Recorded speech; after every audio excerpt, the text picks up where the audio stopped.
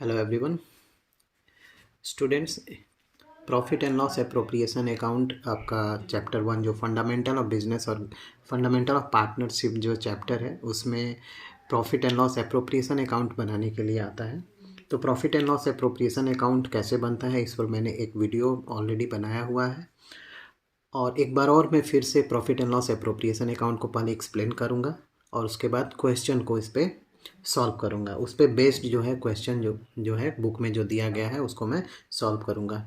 तो बहुत ही ध्यान से इस वीडियो को आप अंत तक देखें और अच्छे से समझने का प्रयास करें कि कौन सा आइटम आप profit and loss appropriation account में किस साइड में लिखेंगे।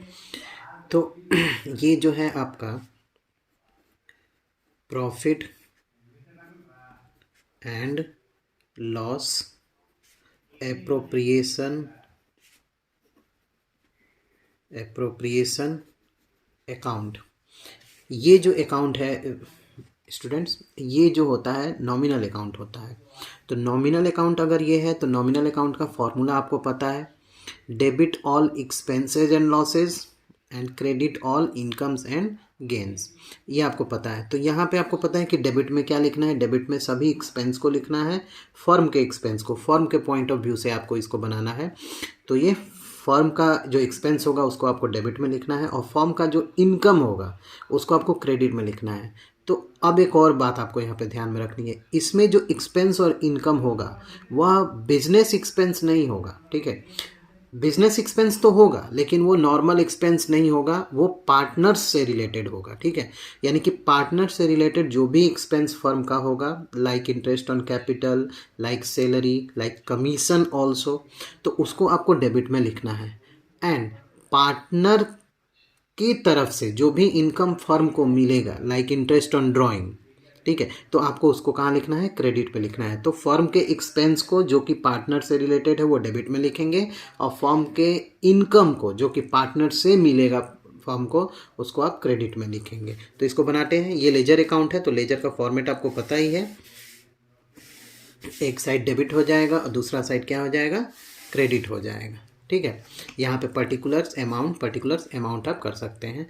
अब इसमें क्या लिखेंगे, तो स्टूडेंट्स क्रेडिट साइड में आपको ध्यान में रखना है केवल 2 आइटम ही आएंगे, ठीक है। तो 2 आइटम को या तो आप उसको रट लीजिए, मैं रटने के लिए तो नहीं कहूँगा, इसलिए मैं कह रहा हूँ ताकि आप शुरुआत में अगर समझ में नहीं आ रहा है तो आप उसको 2-3 बार पढ़ लीजिए तो उसको दिमाग में आ जाएगा। फिर अपने आप वो धीरे धीरे जैसे जैसे आप क्वेश्चन को सॉल्व करेंगे तो आप उसको समझते भी जाएंगे। तो यहाँ पे क्या लिखेंगे, सबसे पहले आप प्रॉफिट को यहाँ ट्रांसफ़र करेंगे। कहाँ से ट्रांसफ़र करेंगे, प्रॉफिट एंड लॉस अकाउंट से। तो इसको लिखेंगे क्या, by profit and loss account, ठीक है। इसको आप यहाँ पे लिखेंगे और दूसरा जो आइटम आप इधर लिखेंगे वो लिखेंगे इंटरेस्ट ऑन ड्राइंग्स, इसको आप क्रेडिट में क्यों लिख रहे हैं इंटरेस्ट ऑन ड्राइंग्स को, क्योंकि ये ड्राइंग पे चार्ज किया हुआ इंटरेस्ट है जो कि फर्म चार्ज करेगा पार्टनर से। तो इसको आप क्रेडिट में लिखेंगे क्योंकि ये फर्म के लिए इनकम होता है। अब इसको लिखेंगे कैसे भाई, एक तो मेंबर होगा नहीं पार्टनरशिप में, 2 कम से कम पार्टनर होने चाहिए। तो मिनिमम अगर 2 पार्टनर है तो आप इसको लिखेंगे bye interest on drawing. Suppose x और वाई 2 पार्टनर है तो यहाँ लिखेंगे एक्स और यहाँ लिखेंगे वाई, और एक्स का इंटरेस्ट एक्स के सामने, वाई का इंटरेस्ट वाई के सामने, और उसके बाद इस दोनों को जोड़ करके आप इसको यहाँ पे अमाउंट कॉलम में लिख देंगे। क्लियर है। अब क्या करेंगे, अब क्रेडिट साइड में कुछ भी नहीं लिखना है स्टूडेंट्स, आपको ध्यान में रखना है। अब कुछ भी नहीं लिखना है आपको क्रेडिट साइड में, आपको बस ये 2 ही आइटम लिखने हैं, ठीक है। अब इसको आप टोटल कर दीजिए, आ जाइए आप डेबिट साइड में। तो डेबिट साइड में क्या लिखेंगे, मैंने बताया ना, पार्टनर से रिलेटेड एक्सपेंसेस को लिखना है। तो पार्टनर जब कैपिटल इन्वेस्ट करता है फर्म में तो उस कैपिटल पे इंटरेस्ट फर्म क्या करता है, अलाउ करता है किसको, पार्टनर्स को। वो क्यों करता है, सपोज वही पैसा अगर पार्टनर बैंक में जमा कर देगा तो बैंक उसको क्या देगा, इंटरेस्ट देगा ना। ठीक उसी प्रकार भाई जब पार्टनर फर्म को पैसा देता है तो उसका अमाउंट तो ब्लॉक हो जाता है ना फर्म में। तो जब वो पैसा देगा फर्म को तो उस पे फर्म जो है पार्टनर को क्या देगा, इंटरेस्ट देगा, रिटर्न, ठीक है। तो यहाँ पे लिखेंगे टू इंटरेस्ट ऑन कैपिटल। ये पार्टनर के लिए तो इनकम है बट फर्म के लिए क्या है, ये एक्सपेंस है, इसीलिए फॉर्म इसको कहाँ लिखेगा, डेबिट में। सभी अपने एक्सपेंस को डेबिट में लिखेगा। इसको भी वैसे ही लिखेंगे जैसे आपने इंटरेस्ट ऑन ड्राइंग को लिखा है। अगर 2 पार्टनर है, हम यहाँ एज्यूम किए हुए हैं कि 2 पार्टनर हैं, तो 2 पार्टनरों में 3 पार्टनर भी हो सकते हैं, 4 पार्टनर भी हो सकते हैं, तो आपको इसी तरह नाम ऐड करके लिखना है, ठीक है। उसके बाद क्या लिखेंगे, पार्टनर्स की सैलरी। तो अगर एक ही पार्टनर है तो यहाँ लिख देंगे, सपोज एक्स केवल पार्टनर है और 2 पार्टनर हैं लेकिन केवल एक्स को ही सैलरी मिल रहा है, तो यहाँ लिख देंगे 2x सैलरी, ठीक है। और अमाउंट कॉलम में डायरेक्ट पैसा लिख देंगे। लेकिन एक से ज़्यादा पार्टनर, अगर सपोज दोनों पार्टनर को सैलरी मिला है तो क्या करेंगे, 2 सैलरीज, आप ऐसे लिखेंगे 2 सैलरीज x एंड y, ऐसे करके लिखेंगे। मैंने अभी बताया कि अगर एक ही पार्टनर को सैलरी मिल रहा है तो यहाँ पर डायरेक्ट लिखेंगे 2x सैलरी और अमाउंट कॉलम में पैसा लिख देंगे जितना मिल रहा है। लेकिन अगर एक से ज़्यादा पार्टनर को मिल रहा है तो आप 2 बार सैलरी तो नहीं लिखेंगे ना, 2x सैलरी 2y सैलरी, तो यहाँ पे 2 सैलरीज और x और y करके आप यहाँ पे इस तरह से लिख सकते हैं। अब आते हैं पार्टनर के कमीशन पे। भाई पार्टनर को कमीशन भी तो मिलेगा ना, तो आप क्या लिखेंगे यहाँ पे, 2 कमीशन। इसको भी वैसे ही लिखेंगे जैसे सैलरी को लिखे हैं। अगर एक पार्टनर को मिल रहा है तो 2x कमीशन, सपोज करते हैं कि अगर x को ही कमीशन मिल रहा है तो 2x कमीशन कर देंगे। और अगर एक से ज़्यादा पार्टनर को कमीशन मिल रहा है तो यहाँ पे क्या लिखेंगे, 2 commission then x and y, इस तरह करके आप इसको भी लिखेंगे। अब क्या करेंगे, समटाइम्स होता क्या है ना, क्वेश्चन में दिया रहता है कि प्रॉफिट का कुछ हिस्सा पार्टनर क्या कर रहे हैं, रिजर्व में ट्रांसफ़र कर रहे हैं, 10%, 5% या फिर रेशियो में दे देगा 1/10। एक क्वेश्चन में था, वो क्वेश्चन नंबर शायद 8 या 9 था, उसमें आप देखेंगे तो आपको समझ में आ जाएगा। तो कुछ हिस्सा प्रॉफिट का, ये जो प्रॉफिट अर्न प्रॉफिट है ना, इस प्रॉफिट का कुछ हिस्सा आपको रिजर्व में ट्रांसफ़र करना है। तो आप जितना भी प्रॉफिट रहेगा उस पर जितना भी रेशियो या फिर जितना भी परसेंटेज रिजर्व का होगा उतना आप ट्रांसफ़र कर दीजिए यहाँ पे।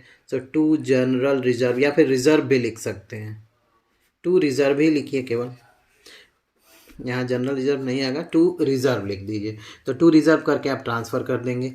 कभी कभी होता क्या है कि इस पे ना चार्ज करके प्रॉफिट डिविजिबल प्रॉफिट पे चार्ज होता है। तो डिविजिबल प्रॉफिट होता क्या है, डिविजिबल प्रॉफिट स्टूडेंट्स, ये इस प्रॉफिट में से ये जितने भी आपने आइटम्स यहाँ लिखे हैं ये सब एडजस्ट करने के बाद जो लास्ट में प्रॉफिट पार्टनर्स को बांटने के लिए बचता है उसी को डिविजिबल प्रॉफिट या डिस्ट्रीब्यूटेबल प्रॉफिट कहते हैं। तो कभी कभी क्वेश्चन में ये भी दे देता है कि create reserve on distributable profit, तो उस वक्त आप इस प्रॉफिट पे रिजर्व क्रिएट नहीं करेंगे। आप ये सारा एडजस्टमेंट करने के बाद जो लास्ट में प्रॉफिट बचेगा उस पर आप जनरल रिजर्व क्रिएट करेंगे, ठीक है।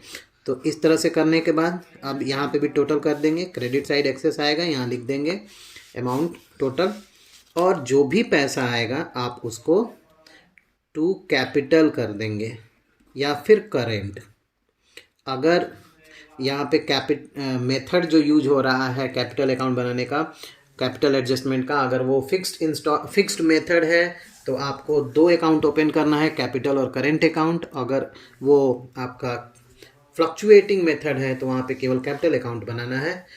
तो उसके अकॉर्डिंग ही आप जो प्रॉफिट आएगा उसको ट्रांसफ़र करेंगे।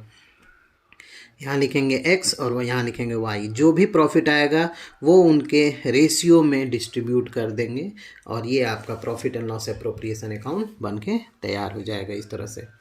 तो student, in this way you will also prepare and try to learn this whatever is given here and understand also। मैं लर्न करने के लिए इसलिए कह रहा हूँ क्योंकि आप फर्स्ट टाइम क्या होता है ना कि शुरुआत में ही सब कुछ समझ में नहीं आ जाता है, धीरे धीरे अपने आप समझ में आने लगेगा। तो पहले आप इसको एक गहरी नज़र से इसको अच्छे से देख लीजिए, क्या चीज़ें किस तरफ आप लिख रहे हैं, और उसके बाद धीरे धीरे आप प्रैक्टिस करेंगे तो समझ में आ जाएगा। हाँ, एक और बात जो यहाँ पे आप लोग को दिख रही होगी, ये मैं यहाँ पे टोटल कर दिया हूँ और ये टोटल थोड़ा सा ज़्यादा पे बाद हुआ है। तो ये इसलिए हुआ है क्योंकि मैंने कमीशन में 2 पार्टनर को अलग अलग लिखा है, इसलिए थोड़ा सा यहाँ पे बड़ी लाइन हो गई है, छोटी लाइन हो गई है। ऐसा नहीं करना है आपको, दोनों साइड आपको बराबर में ही इसको क्लोज करना है, ठीक है ना। तो ये यहाँ पे हटा देते हैं। अभी देखिए ये दोनों तरफ सेम आपका बराबर है, यहाँ पे दोनों लाइन बराबर है।